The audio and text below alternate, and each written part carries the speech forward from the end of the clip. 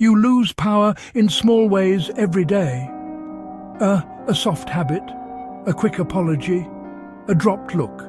These tiny acts paint you as weak. They are signals, broadcast without your consent, telling the world you are easy to push.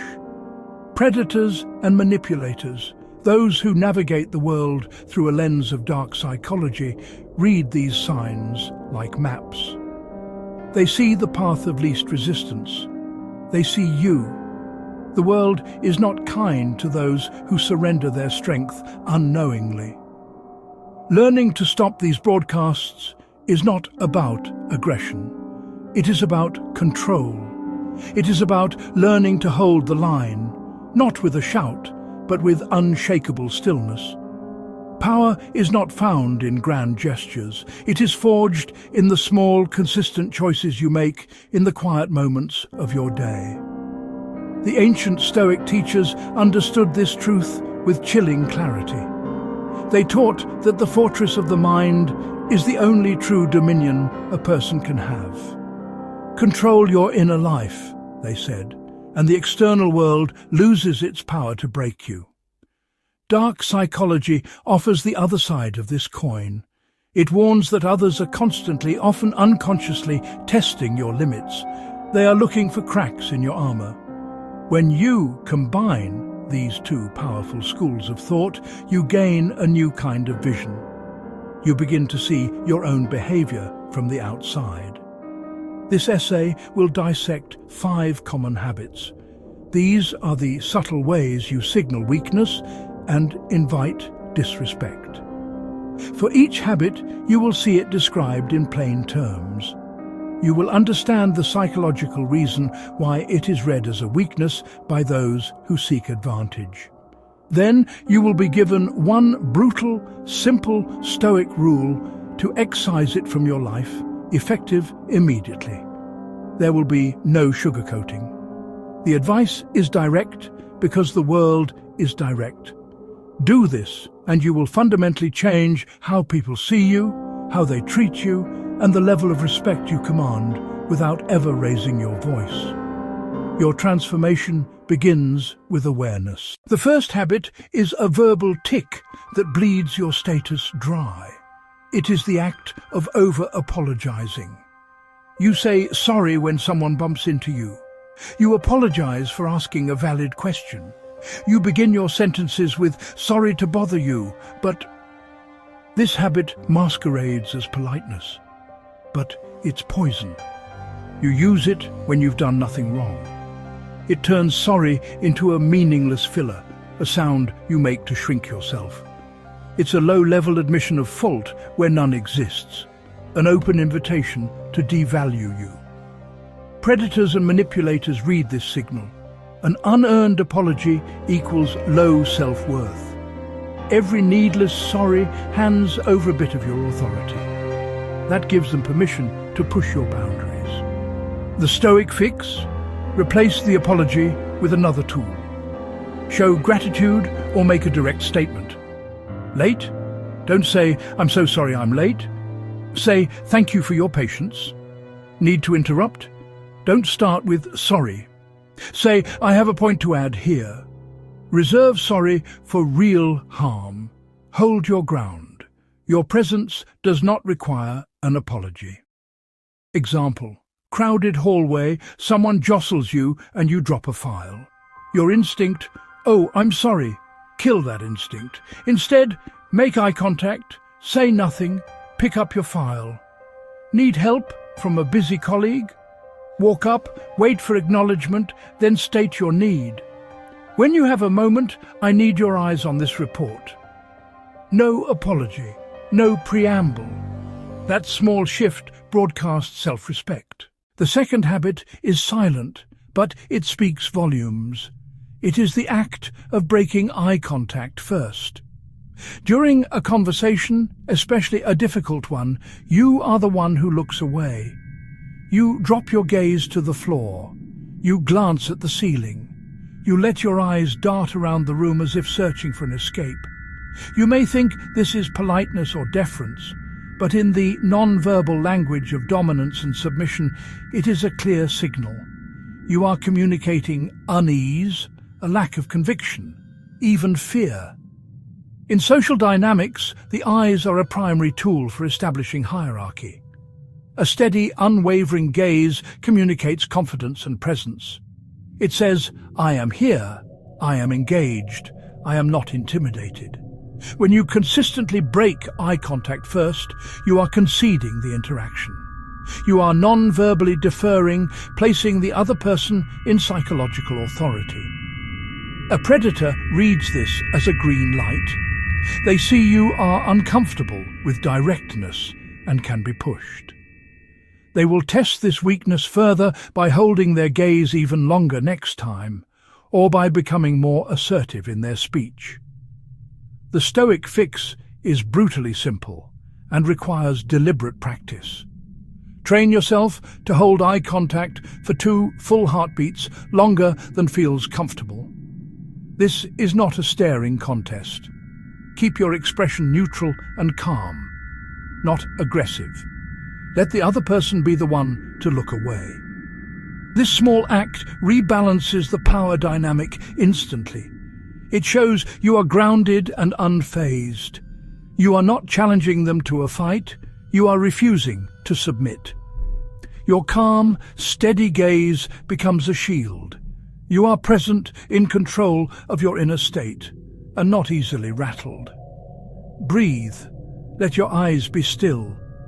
Start in low-stakes environments. Order a coffee and hold the barista's eye contact a moment longer as you say thank you. In a team meeting, make your point while looking at the most senior person and hold their gaze as you finish. Do not look down at your notes or at the table. Let your point land while your eyes stay connected. It will feel unnatural at first. Your instinct will scream at you to look away. Ignore it. Breathe through the discomfort. With each successful attempt, you rewire your brain to link direct eye contact with quiet, unshakable confidence. The third habit is a loss of internal control that manifests externally, the tendency to react emotionally to disrespect. When someone insults you, belittles your work, questions your integrity, your voice gets louder, your face flushes, you rush to defend yourself, you visibly deflate in defeat. You allow their words to dictate your emotional state. You let them see they've landed a blow. An emotional reaction is a confession. It hands them power over your inner world. It shows them which buttons make you dance. You become a puppet. They hold the strings. Predators and manipulators thrive on this. Their main weapon isn't force, it's provocation. Subtle jabs, backhanded compliments, passive-aggressive comments all aim to elicit a reaction. When you react with anger, frustration, visible hurt, you're giving them exactly what they want. Your outburst proves you lack discipline. They now have a blueprint to defeat you later. Push the trigger and watch you self-destruct. You lose strategic advantage the moment emotion takes the wheel. The Stoic fix: cultivate a space between stimulus and response. Epictetus taught it's our judgments, not things, that disturb us. When insulted, impose a mandatory pause. Do not speak. Do not act. Breathe. Count to 4. In that silent gap, recognize the feeling, anger, shame, fear, and choose not to act on it. Let your response be deliberate, calm, brief. Say, "I see," or "noted," in a level voice, far stronger than a tirade. Their dart hits stone, not soft flesh. Your calm becomes impenetrable armor. Imagine a colleague publicly criticizes your proposal in a meeting, dismissive. Your heart pounds. Your face feels hot. You want to lash out. Instead, execute the Stoic pause. One slow, silent breath, a neutral look. Then calmly, "Thank you for the feedback. I'll take that into consideration." Turn back to the group leader. "You haven't agreed. You haven't fought. You simply acknowledged and moved on, robbing them of the drama. You've demonstrated absolute control. Everyone notices. The fourth broadcast of weakness is the habit of over-explaining your choices. Declining an invitation, choosing a particular strategy, setting a personal boundary, you feel compelled to provide a long, detailed justification. You build a case, laying out all your reasons, hoping the other person will understand and approve.